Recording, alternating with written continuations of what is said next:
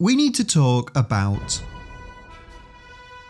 created in 2003 by Robert Kirkman and Cory Walker, Invincible is one of the most successful creator-owned comics of all time, spanning 144 issues and now adapted into a critically acclaimed animated series. Throughout its 15-year run, Kirkman, Walker and artist Ryan Ottley crafted one of the modern era's definitive superhero stories, using familiar archetypes to tell a compelling, sincere yet violent, coming-of-age story that not only deconstructed the entire superhero genre, but became a fan favourite to an entire generation. However, Invincible wasn't an overnight sensation. Instead, its early years were shockingly uncertain, with the comic struggling to find an audience and nearly being cancelled by its publisher Image, right before its now iconic twist could even take place. The story behind Invincible's initial problems, its near cancellation, and how Kirkman and his collaborators saved their series from certain death is truly fascinating. And so in this video, I want to explain the history behind Invincible, discuss how it came to be, and the reasons why the series was almost brought to an end after just a handful of issues, and the dramatic change that gave this project a second chance, and ultimately turned it into one of the most celebrated and important comics of the 21st century.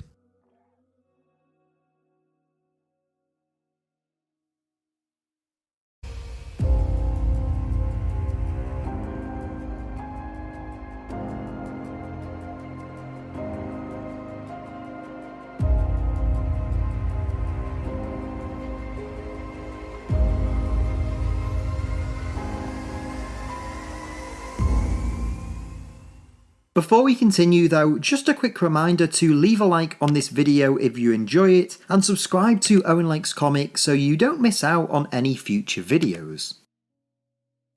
To understand the factors that almost caused Invincible's cancellation, it's first worth explaining how this series was created, as well as some context about its writer, Robert Kirkman. Kirkman was only 22 when he began working in comics. A lifelong fan of the medium, he grew up a huge fan of not only Marvel and DC, but also the Image revolution that occurred throughout the 1990s. For those unaware, Image Comics was formed in 1992 by a collection of high-profile writers and artists. It served as a place for both brilliant creator-owned projects and for introducing exciting new voices into the industry. Inspired by the Image model of creator-owned comics, Kirkman and artist Tony Moore created the superhero parody comic Battle Pope in 2000. While it was hardly a bestseller, the project did catch the attention of Image's then publisher Jim Valentino. Kirkman was quickly brought into Image and hired to work on a variety of projects, ranging from existing IPs like Super Patriots, where he teamed with friend and longtime collaborator Cory Walker, and brand new titles like Tech Jacket. It was through his partnership with Walker though that the initial conversations regarding Invincible began. The title was originally conceived as Bulletproof, with a different costume design that would later be adapted into another character in the Invincible universe. According to Kirkman, the series was conceived out of the writer's fondness for teen superhero comics, and the belief that the current market lacked a prominent coming-of-age series targeted at adolescent readers. Kirkman and Walker then began mapping out the specifics of this new title, deciding on a father and son superhero duo, with the story centered on the son's coming of age in the shadow of his father, depicted as the world's greatest superhero. This concept would allow the pair to play with countless established tropes within the genre, while still telling a sincere and compelling story about family and legacy. However, this idea alone wouldn't be enough to sell the series. So, during its development, Kirkman proposed a shocking twist. What if Omni-Man, the father, was revealed to be secretly a villain? This revelation would dramatically reshape what became Invincible, with the story now being centered around the son's ascension to heroism as he's forced to battle his father and protect the world from him. While those at Image were intrigued by this premise, Kirkman didn't want to rush into the inevitable showdown between Invincible and Omni-Man, instead pitching a long-running mystery that would culminate with the duo fighting in issue 25. Invincible's debut issue hit shelves in January of 2003 and introduced teenage Mark Grayson on the day that he developed superpowers. The son of beloved hero Omni-Man, the comic follows Mark as he's trained by his father, all while dealing with relatable teen problems such as school, family life, and relationships. This everyman-like approach to the extraordinary was balanced by Kirkman's keen focus on world building, with the writer setting this story in a universe already populated by other heroes. Among the litany of other costume crime fighters introduced in these early issues are the Teen Team, a group of adolescent heroes that Mark encounters early into his career,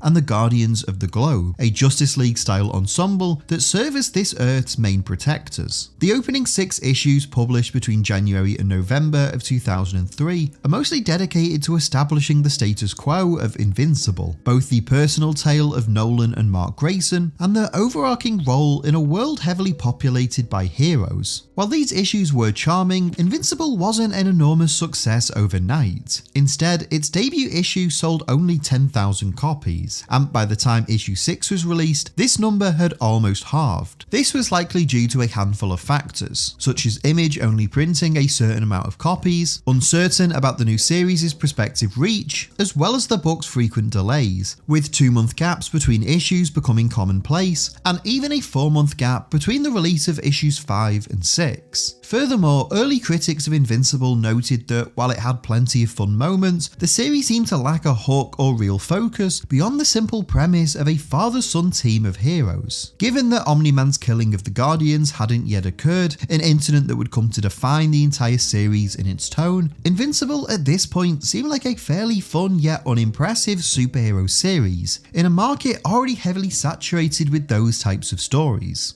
Due to the book's declining sales and concerns over its direction, conversations regarding Invincible's future began at the end of 2003, with it being heavily suggested that the comic could be outright cancelled, written off as an interesting experiment that simply didn't work, right before the iconic twist that would catapult it into the heart of the superhero genre could even be brought to life.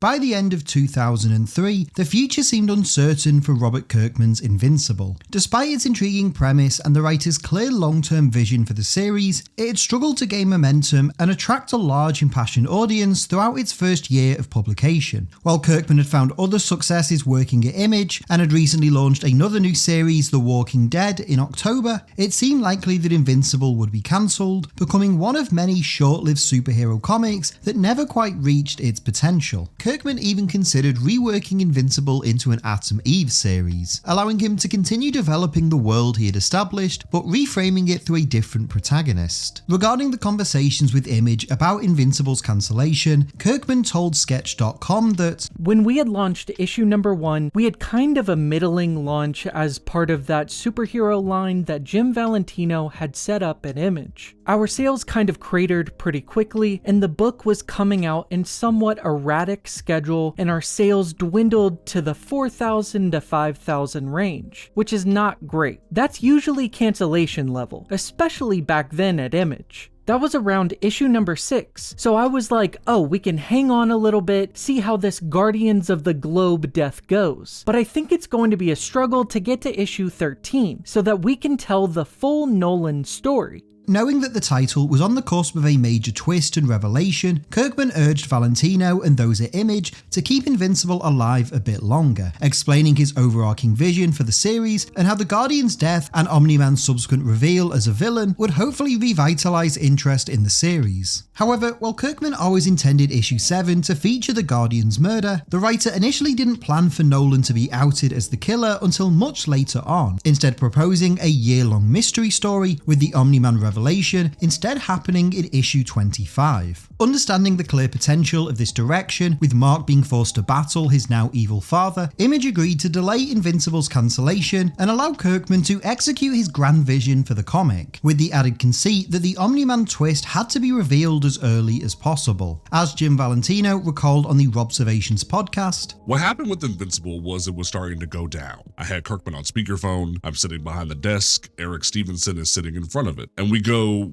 we're looking at the numbers and they're not looking good. Do you have anything that could goose this book? And he says, well, I got something for issue 25. And I go, Robert, we're not going to make it to issue 25. He told us about Omni-Man actually being the bad guy. He was the front man for an invasion force. Before this, he was Superman. Eric and my jaws dropped. I said, how fast can you do that? He says, it's for issue 25. No, Robert. How fast can you do that? How fast can you make that happen? Well, maybe issue 8.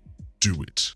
Agreeing to these terms, Kirkman significantly reworked his future plans for Invincible, with the final page of issue 7 revealing a bloody Omni-Man standing atop the deceased bodies of the Guardians of the Globe. Although issue 7 again saw a decline in sales, Image was certain that this cliffhanger ending would result in greater interest in the book, with the subsequent few issues needing to capitalise on this newfound attention and fully showcase Kirkman's unique vision for Invincible. Another notable change to the comic also occurred during this period, with co-creator Cory Walker stepping away from the series and being replaced as artist by Ryan Ottley. Despite his strong work and integral role in designing the series, Walker found himself struggling with the demands of illustrating a monthly series, with the quick turnaround time causing periods of burnout and frequent delays. The regular 2-month gaps between Invincible's new issues also likely played a role in the book struggling to gain momentum. Even if fans were invested in Mark's story, they couldn't rely on new issues hitting shelves every month. Henceforth, Kirkman and Walker agreed to look for a new artist to take over the title, with Walker still being involved as a consultant for both story ideas and character designs. Meanwhile, Ryan Ottley was originally hired as a fill-in artist for issue 8, but his detailed style and shockingly quick turnaround time led to Kirkman hiring him as Invincible's new full-time artist, forming a partnership that would become one of the most celebrated in modern comics. Ottley's arrival, coupled with the Omni-Man Twist and a more frequent release schedule, quickly helped salvage Invincible, and over time turned it into an unquestionable success. During the making of this video, I sat down with fellow creator and avid Invincible fan Comic Drake to get his perspective on the book's first year in print, and how the combination of the Omni-Man reveal and Ryan Ottley's art helped save Invincible from a quick demise.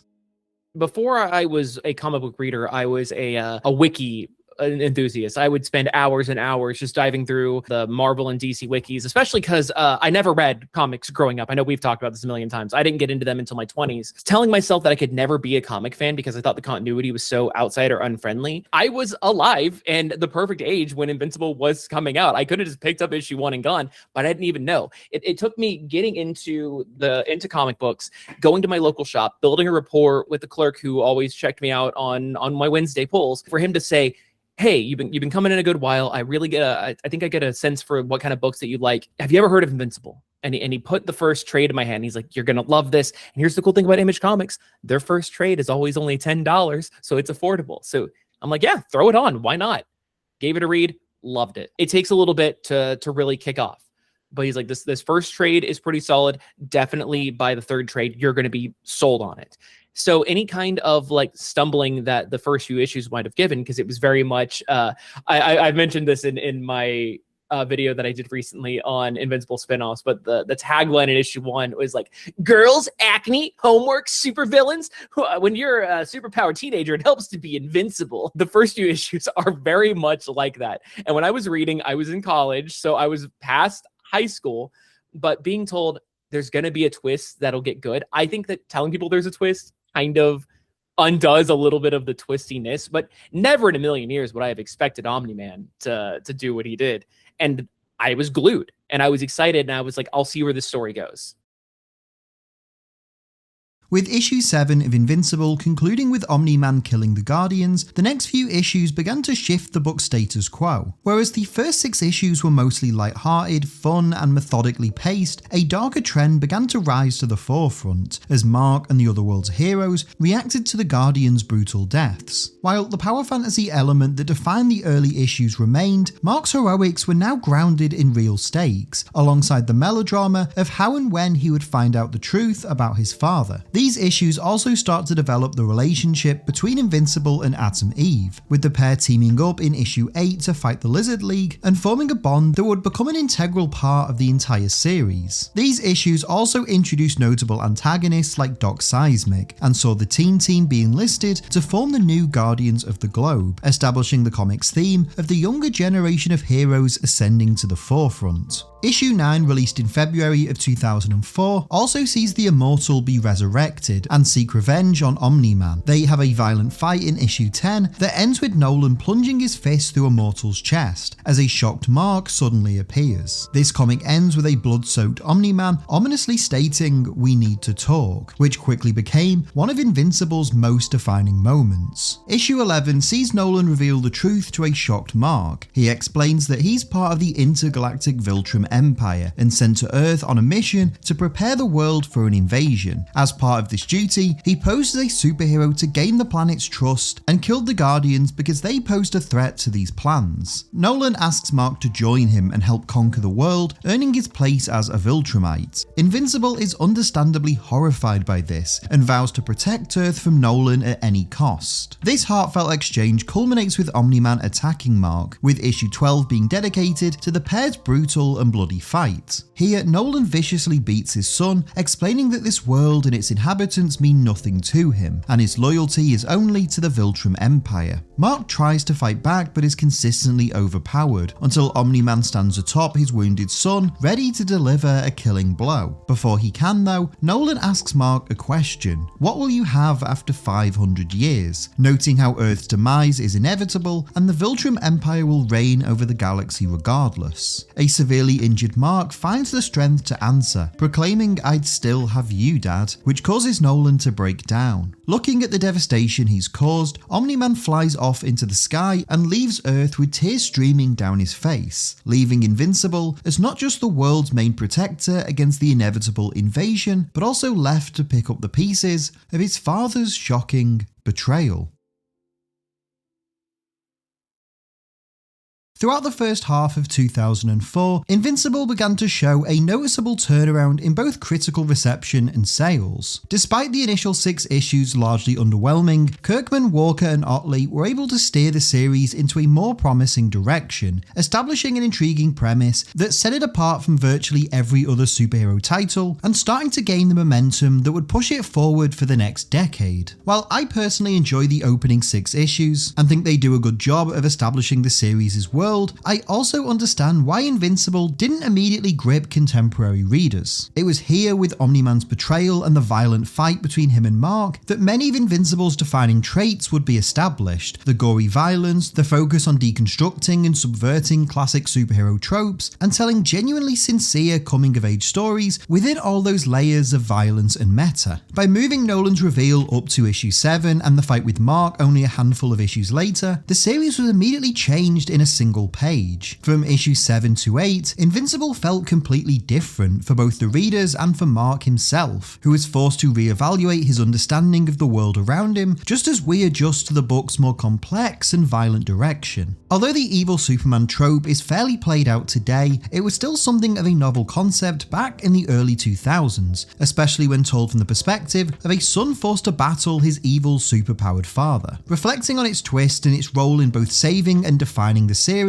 Hannah Diffie writes in an article for Screen Rant that the impact of the earlier reveal was immediate. Readers who had assumed Omni-Man was a Superman-like protector were stunned by this brutal betrayal. The tonal shift showed that Invincible was not a conventional superhero story. It was something darker, riskier, and far more unpredictable. That single creative decision didn't just stabilize sales, it redefined the series' identity. By pulling the trigger early, Kirkman ensured the story's main conflict became the emotional engine of the book. Mark Grayson's journey was no longer about stepping out of his father's shadow, it was about surviving it. This revelation, combined with how Kirkman and Otley built upon it over the next few years, not only saved Invincible from cancellation, but ultimately defined it, creating a framework that would drive the title for the next decade and helping to turn it into a pop culture sensation. Regarding sales, Invincible gradually improved month by month. Issue 11, released in April 2004, sold an estimated 5,600 copies, while May's issue 12 sold over 6,500. By the end of the year, Invincible was once again selling over 10,000 copies a month, the highest level since its debut issue, with Kirkman noting that it was during this period that he and Image began to realise that this series would actually last. This upturn in momentum can likely be attributed to a few factors, such as positive word of mouth, the intriguing hook that Kirkman had established, and Ryan Otley's addition as the series' main artist, both for his excellent pencils and incredible consistency with meeting deadlines. Either way, by the end of 2004, Invincible had begun to finally find its feet and establish itself as a successful, viable project for Image, and the conversations surrounding its demise quickly faded, allowing Kirkman's epic vision for the series to begin taking shape. When considering Invincible's impressive turnaround, I asked Comic Drake for his thoughts on how issues 8 through 12 helped establish the series' identity, how this period should be regarded, and what makes Invincible overall so iconic.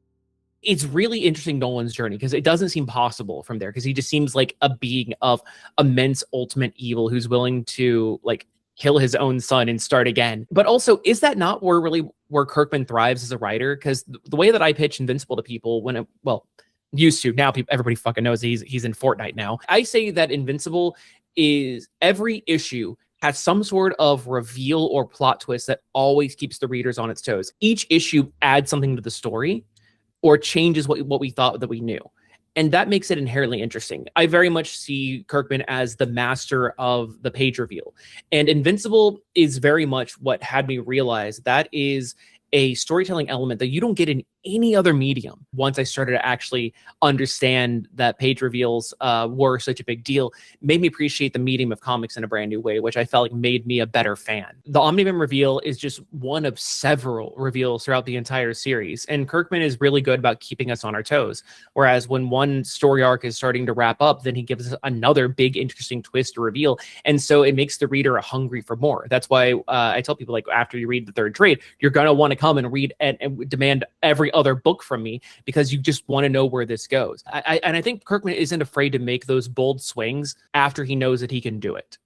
I think having the confidence of the Omni-Man Twist and having everyone on board and knowing that people are going to stick around for whatever really gave him the confidence to then make bigger, more wild swings than just that. Having read the entire thing and it being a comic that, you're pretty well familiar with, when do you think Invincible fully clicks into place? It's the Omni-Man reveal in the final fight. When it's the, like, what will you have in 1,000 years, and his bloody face, and he says, "I'll have you, Dad." And then Omni-Man cries and runs off. Like, that final fight with Mark and Omni-Man really just encapsulate what the entire thing is all about.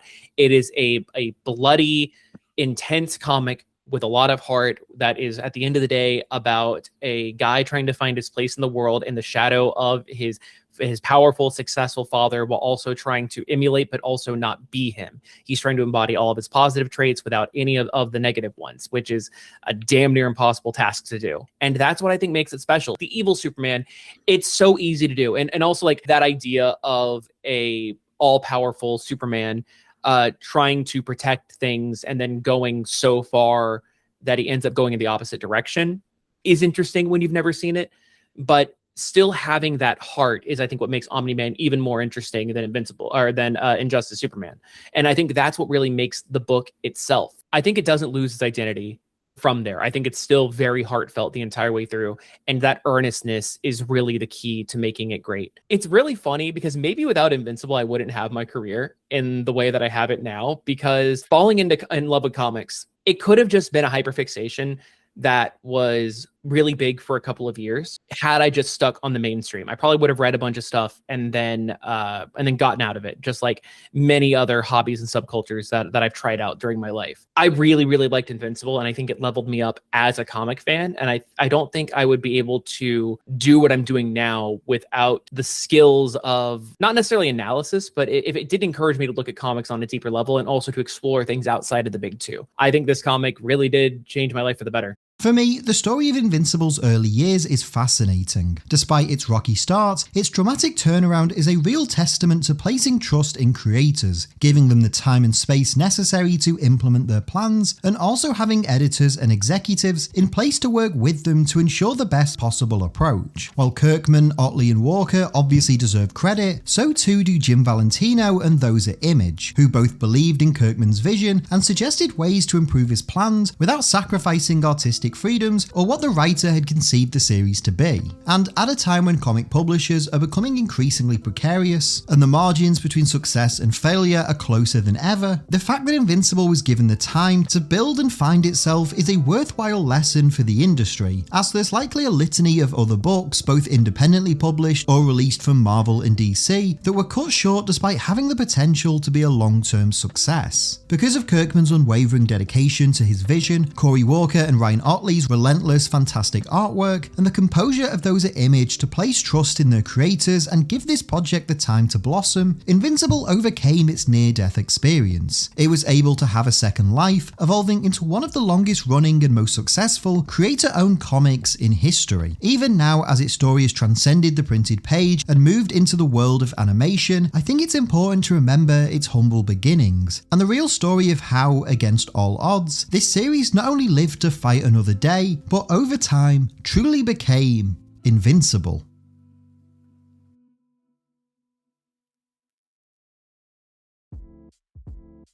Hey everyone, thank you so much for watching today's video. I hope you enjoyed it. If you did, please make sure to leave a like on this video and leave a comment down below as well. Let me know your thoughts on everything we talked about in today's video. I can't wait to hear what you have to say as always. If you're new to Owen Likes Comics, please make sure to hit the subscribe button and the notify bell so you don't miss out on any future videos. And if you enjoyed this and you want some more, there should be some other videos on screen right now that you might also enjoy. If you want to help support the channel and help me make more videos, you can do so by going over to patreon.com/OwenLikesComics. Or if you just want some more of me, you can follow me on Twitter, Instagram and Blue Sky, just at Owen Likes Comics. But that's all for this video. Again, thank you all so much for watching. I hope you enjoyed it, and hopefully I will see you next time. But until then, take care and keep reading.